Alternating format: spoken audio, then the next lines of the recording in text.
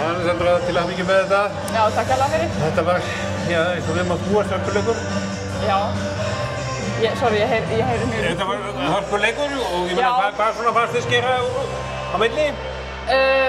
Ég held að við bara náðum upp varnarleiknum sem við ætluðum okkur og ég held að það bara skila okkur sigri í dag. 20 mörk, bara, ég væri til að fá alltaf bara 20 mörk á mig. Já. En þetta var svona, þið náið svona, eftir að framskora fyrsta marki í seinni hálfleik, kemst eina skipti yfir í leiknum, þá takið þið svona frumkvæðið, þið náið þarna 15, 12, 16, 13, 17, 14.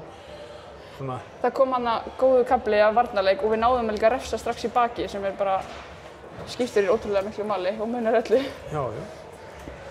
Og hérna, og svo náttúrulega, nú þá bara framöndan að spila við Valsarana í úrslitum.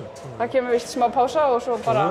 Hálfur mánuður? Já, það reyndar, ég væri bara til að spila eftir 2 daga sko, en hérna, það að fyrir Evrópu og svo mætum við þeim bara.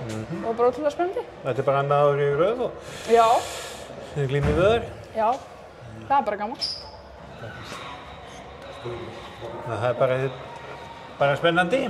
Já, það ótrúlega spennandi. Það alveg klárt mál að það verður hörkur sko. Það alveg... En þessi leikur í kvöld, það var